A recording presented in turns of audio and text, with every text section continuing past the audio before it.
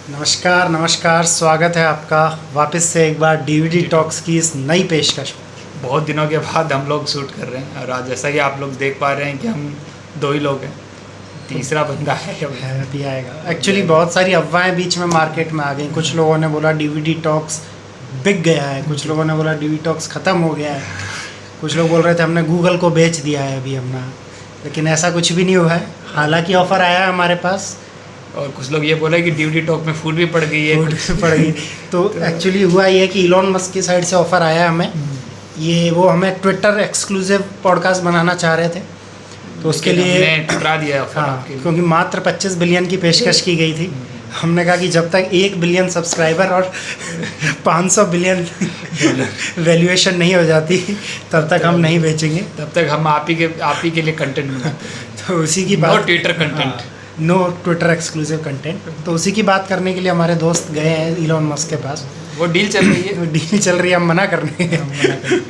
तो इस बीच यार क्या क्या हो गया ये थोड़ा बहुत इस बीच में बड़ी बड़ी घटनाएं, दुर्घटनाएं सब हुई हैं। दुर्घटनाएं टीम इंडिया के साथ भी हुई हैं, पाकिस्तान के साथ भी हुई हैं, बांग्लादेश के साथ भी हुई हैं। पूरे चारों तरफ एकदम कोहराम मच गया जब हमने पॉडकास्टिंग क्या थोड़ा छोड़ी, दुनिया हिल गई है। कोहराम मच गया। सबसे पहले अगर शुरुआत करें तो सबसे पहला कोहराम मचा जब भारत ने वर्ल्ड कप अपने नाम किया। और क्या यार, मतलब इंडिया वर्ल्ड कप जीता और हारा हुआ मैच 30 गेंदों में 30 रन चाहिए और ऐतिहासिक दिन। ट्रिब्यूट टू रोहित शर्मा जो उन्होंने, भाई मैं तो tribute to Bumrah, South Africa को तो है ही, ट्रिब्यूट टू साउथ अफ्रीका। तो सभी ने अपना अपना रोल प्ले किया, बहुत अच्छे से रोल प्ले किया साउथ अफ्रीका के सभी बल्लेबाजों ने। Chokers and jokers. तो तहे दिल से शुक्रिया करना पड़ेगा, अफ्रीका करना पड़ेगा। अगर साउथ अफ्रीका की जगह कोई और दूसरी टीम होती तो वारे के न्यारे पड़ जाते और न्यारे के लारे पड़ जाते। तो फिर तो बोरिया बस्ते पैक ही था। फिर हम वही रोने वाला पॉडकास्ट 30 आ गए थे, 30/3 की। फिर हम एक पॉडकास्ट करते रोने वाला। और हम ये देख रहे हो, हम इतनी खुशी के बाद देखो पॉडकास्ट आई नहीं। हमने कहा कि इस खुशी को मैनेज रहने दो, हम वापस आ जाएंगे फिर कुछ हो जाएगा। लेकिन फिर वापस G G the don of Indian cricket as G G की शुरुआत हुई। और शुरुआत कुछ खास धूमधाम से नहीं हो पाई। मैं कह रहा हूँ जबरदस्त शुरुआत हुई है। ऐसी शुरुआत चाहिए। एकदम आते ही जो श्रीलंका ने ठिकाने लगाया है उनको वनडे की बी ग्रेड टीम ने सी ग्रेड भी नहीं थी, वो बी ग्रेड टीम ने इनके साथ सी ग्रेड वाला काम कर दिया। पूरे तैयार होके गए थे भाई, अल्लाह मच रहा था। वनडे से पहले T20 में उनको हरा दिया था, तो अल्लाह था कि अरे भाई वनडे में तो जन इंडिया क्या ही कर देगी, 800 रन बना देगी, 500 रन। फिर वो क्या ही हो गया। तो फिर क्या ही हो गया, 132 पे भी ऑल आउट, मतलब 9 विकेट चले गए इंडिया के। तो ऐसा काम हुआ। स्पिन तो खेल ही नहीं पा रहे, पूरा शर्मनाक हार के बाद। बट जीजी ने मतलब ये बोला है कि मतलब मतलब इसमें कोई धोनी को क्रेडिट नहीं है, सारा क्रेडिट मेरा है। धोनी कभी अब लेके दिखाए धोनी क्रेडिट। अब धोनी लेके दिखाए क्रेडिट। तो इस तरह धोनी श्रीलंका के सामने लेके दिखाए क्रेडिट। हाँ, श्रीलंका का जबकि उसने बहुत क्रेडिट ले लिया।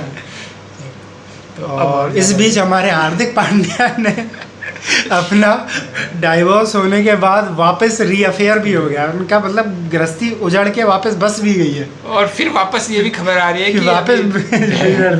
वापस भी मतलब वो ब्रेकअप हो गया। वापस ब्रेकअप हो गया। हाँ, मतलब इस बीच में मतलब महीने भर में हार्दिक पांड्या ने मतलब इतना फास्ट आदमी है, फास्ट प्लेयर है वो। तो हम तो बोलते ही ऑलराउंडर है, फास्टर है, पेसर है, मतलब चुटकियों में काम। और अंबानी की शादी में किसके साथ ठुमके लगाते हुए पाए लगाए वो तो अनन्या पांडे के साथ। इसी बात से हमारे रियान पराग बहुत नाराज थे, तभी वो रियान पराग को अच्छा नहीं लगा, इसलिए वो अच्छा परफॉर्म नहीं किया।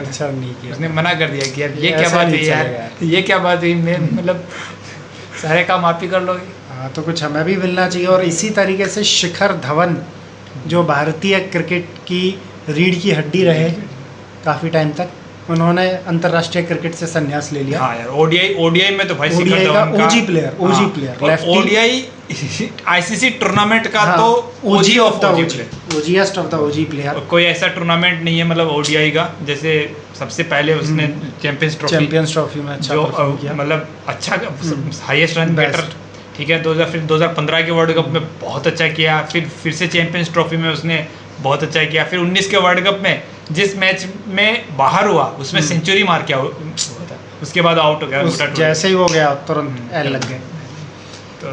तो ट्रिब्यूट क्या बोले, good bye, farewell to Shikhar Dhawan. बहुत लेकिन कितना ग्रेसफुली रिटायरमेंट किया, what a graceful retirement speech की बहुत अच्छा, हमेशा खुश रहता है। जैसी पर्सनैलिटी रही वैसा ही उनका कैरियर रहा, और काफी मुसीबतों का सामना करते हुए भी उन्होंने, हाँ, लेकिन पंजाब सबसे बड़ी मुसीबत तो पंजाब किंग्स है। उस मुसीबत को सामना करते हुए भी इतना खुश रहता था यार वो। हाँ, तो उस टीम में होना मतलब समझ रहे हो, सनीचरपंथी है मतलब यार पंजाब जैसी टीम को लीड करना। हाँ, बट फिर भी यार हंसते हुए उसने सारे दुख सहे और एक अच्छा अलविदा कहा क्रिकेट से। तो शिखर धवन को भी आगे के जीवन की शुभकामनाएं यार। लेकिन ये हसीना के लड़कों ने क्या किया? अब आते हैं हम रियल जोकर्स पे। चोकर्स और जोकर्स की जर्नी में, चोकर का तो हम डिस्कशन कर चुके हैं, अब आते हैं रियल जोकर्स पे।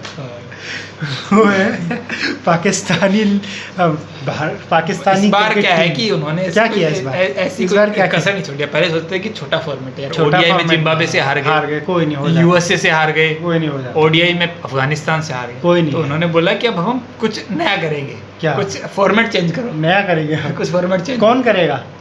कोई नहीं करेगा। कौन करेगा? कोई नहीं करेगा। किंग करता है यार, लेकिन किंग कर ही नहीं पाया। लेकिन उन्होंने इस बार क्या है कि नया फॉर्मेट चुना, कि इस बार हमें ना नए फॉर्मेट में नए कप्तान के साथ आगे, क्योंकि इस पुराने कप्तान के सर पे कितनी जिल्लत फोड़ है, ये नई जिल्लतें चाहिए और नए कप्तान चाहिए उसके लिए। और इसके लिए उन्होंने चुना कि इस बार हम सुर्खियां बटोरेंगे टेस्ट में ऐसा, और टेस्ट में भी हम ऐसी मुर्दार टीम मिलाएंगे जिसकी कोई एक्सपेक्टेशन ही नहीं कर सकता कि ये जीत जाएगी, और हम उनसे मात खाएंगे। तो ये ट्विस्ट के अंदर ट्विस्ट। और हसीना के लौंडों ने जो इनका पसीना निकाला है भाई साहब, क्या मजा आया। हसीना के लड़कों ने तो यार, हसीना के लड़के दीवाने होके आए थे वहाँ से, उनको घर से भगाया गया था, उनके ऊपर अत्याचार हो रहे थे, शांटू मांटू जो भी मिला, लिटोन दास तो भाग के आए कि भैया उधर तो अपने को रहने नहीं दिया जाएगा, जान बचाओ। 2-3 को बोरा बिस्तर में भर के लाए, जैसे तैसे उन्होंने 11 बंदे पकड़ के लाए, और जो उन्होंने बजाया है बंगाली तमाचा जो लगाया है इनके चेहरे पर। भाई पाकिस्तान वालों ने सोचा कि मतलब फ्लैट ट्रैक बनाएंगे, हाँ, और कूट काट के एकदम मतलब 2-4 बोबजी द किंग की सेंचुरी हो जाएगी, और अपना रिजवान तो फिर भी कर लेता। देखो रिजवान तो फिर भी रिजवान को कोई कुछ नहीं बोले, लेकिन सब रिजवान की 200 नहीं होने थी उसने। उसने कहा चाहे कुछ हो जाए, मैं बता रहा हूँ वैसे अगर 200 हो जाती तो अच्छे चांस था कि पाकिस्तान पहला टेस्ट शायद ना हारता, शायद, बहुत बड़ा शायद है, लेकिन शायद यार, लेकिन मजा कैसे आता?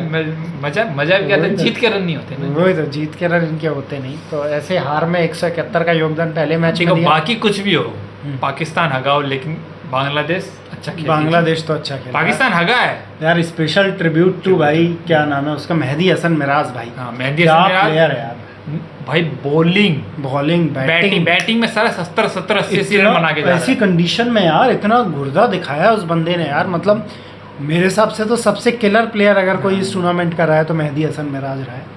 Nahid Rana of course bowling में बहुत अच्छा परफॉर्म, नया पेसर भाई। उसने भाई बता दिया कि पाकिस्तान बोलती है नहीं, ये भाईजान पेसर तो बॉलिंग फास्ट तो हमारी है ना, तो इसने बोला भाईजान इंडिया के बॉलर तो भाग के स्पिन डालते हैं, हमारे तो 150 डालते हैं। खेल नहीं पा रहे थे भाई उसको, नाहिद राणा को खेल नहीं पा रहे। और ये मैं मतलब ऐसी खबर भी आई है कि यार पाकिस्तानी कैंप में कुटाई मार कुटाई हुई है, बहुत मार कुटाई हुई है, हाँ बहुत मार कुटाई हो। कुछ लोग सुरंगों से भागे हैं, कोई छत से भागा है, कोई कहाँ से भागा है, ऐसा माहौल। और इस बीच में है ना 2 लोगों की लड़ाई में रिजवान कुट गया, रिजवान की कुटाइयाँ हो गई है, कुरचट्टा हो गया, दोनों पक्षों ने रिजवान को कुट दिया। ऐसा नहीं होता 2 लोग लड़ रहे हैं और एक बीच बचाव कराने जाए तो थोड़ा वक्त पड़ जाता है, ऐसा नहीं हुआ उनके 2 लोग लड़ रहे या फिर ये हो सकता है कि प्लानिंग रिजवान को कूटने की हो। हाँ वही, चुपचाप बुलाया, बाढ़ उस पर हाथ गर्म कर लिए बेचारे पे। तो ऐसी गलत बातें भी हुई हैं इस सीरीज में, तो क्रिकेट की दुनिया में इतनी हलचलों के साथ और जैसा कि आपको पता है बांग्लादेश की दुनिया में भी काफ़ी हलचल हुई थी इस बांग्लादेश बीच। में यार क्या हो उनका पूरा तख्ता पलट हो गया, शेख हसीना अपनी जान बचा के भागी, भारत में शरण दी, अभी इंडिया में आई, अभी इंडिया में ही है ना, इंग्लैंड लेने को तैयार है ना यूएस कुछ लोग बोल रहे हैं यूएस का ही सारा करा धरा, यूएस ने ही जो उनके जो डेंजर एलिमेंट्स हैं उनको सपोर्ट किया और हसीना को बेनकाब कर दिया, बेनकाब नहीं सॉरी बेताज कर देता है। मतलब पता नहीं यार, इन सब कंट्रीज़ का थोड़ा ये जो साउथ एशियन साउथ ईस्ट वाला बोलेंगे, south east Asia, south east Asia, इन कंट्रीज में पता नहीं ये सब चलता रहता है, जो जितने भी ये रेगुलर है, ये चलता रहेगा। म्यांमार में भी एक्चुअली लोग बोर हो जाते हैं, काफी अनस्टेबल लोग बोर हो जाते हैं, थोड़े क्रिएटिव लोग हैं, बहुत टाइम हो गया थोड़ा कल्चरली चेंज किया, कल्चरली भी एडवांस लोग हैं, ये ज़्यादा दिन एक चीज़ झेल नहीं, लिबरल टाइप के ज़्यादा लोग हैं। अब वापस उस पर आ गए मिलिट्री रूल पे, वो भी पसंद नहीं आएगा कुछ टाइम में, फिर वापस डेमोक्रेसी पे आ जाएंगे, तो चलता रहता है, कोई बड़ी बात नहीं। कल्चरली रिच लोगों का ऐसा होता है, ऐसा ही जैसे पाकिस्तान में भी अब तक वही मसाइल चल रहे हैं। नहीं पाकिस्तान वाला वो, ये पाकिस्तान अफगानिस्तान वाला अलग है। हाँ। वो बोल रहे हैं कि हमें आगे नहीं बढ़ना है, हमें पीछे जाना है, हमें पीछे जाना है, कि हमें वो अपना क्या कहते हैं कि कौन सा रूल लाना है, शरिया लॉ, हमें आगे नहीं जाना है। और ये जाहिल इंडिया को भी अपने साथ पीछे खींच लेगा, दिक्कत की बात ये है। वो बोला है कि हम आगे नहीं चलना चाहते, जाना ही नहीं हमको। तो पाकिस्तान क्रिकेट की और के बाद अगली सीरीज होने वाली है पाकिस्तान की भारत के साथ, तो लोग बोल रहे हैं बांग्लादेश की हो रही है, सॉरी बांग्लादेश की होने वाली है भारत के साथ अगली सीरीज, तो लोग बोल रहे हैं उसके लिए माहौल गर्मा गया है।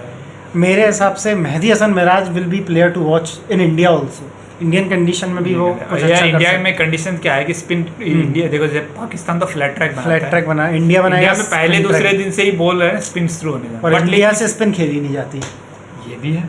बट लेकिन ये है कि बांग्लादेश तो खेल लेते हैं, बांग्लादेश के batsman will be tested, India की स्पिन अच्छी है, इंडिया की स्पिन अच्छी अभी क्या बांग्लादेश की बैट्समैन को टेस्ट नहीं किया, वो उनकी यार बॉलिंग बहुत ही खराब थी, बॉलिंग बहुत ही खराब थी।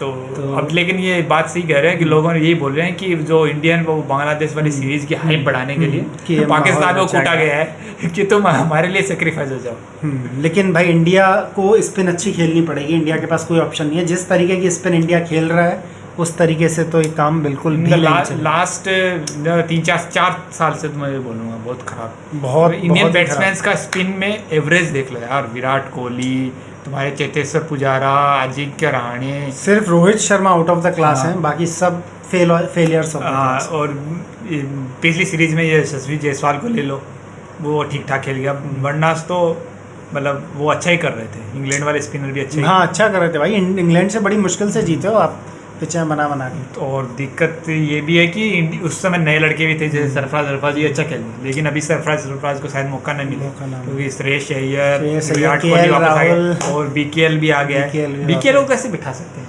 नहीं बिठाएंगे बीकेएल तो खेलेगा, बीकेएल के बिना इंडिया थोड़ी, मतलब बीकेएल अगर फिट है तो इंडिया तो खेलेगा, वो तो वाइल्ड कार्ड एंट्री है उसके पास कुछ वीडियोस हैं, जीजी के भी वीडियोस पाए गए हैं उसके पास, उसने बोल दिया कि अब तो आईसीसी को ब्लैकमेल कर, हाँ जैसा के पास भी पूरा ब्लैकमेलिंग है, तो आईसीसी पूरा, हाँ जैसा भाई को भी तो बधाई नहीं दिया, बधाई नहीं दिया, मैं तो कह रहा हूँ आईसीसी के चेयरमैन बन गए, इसलिए जैसा भी आईसीसी भी केएल भाई के हाथ में, तो वो जो चाहे कर सकते हैं। जैसा भाई को भी लख बधाइयाँ। और इसके बाद काफ़ी नई चीज़ें तो हो गई हैं, और क्या तुमने नया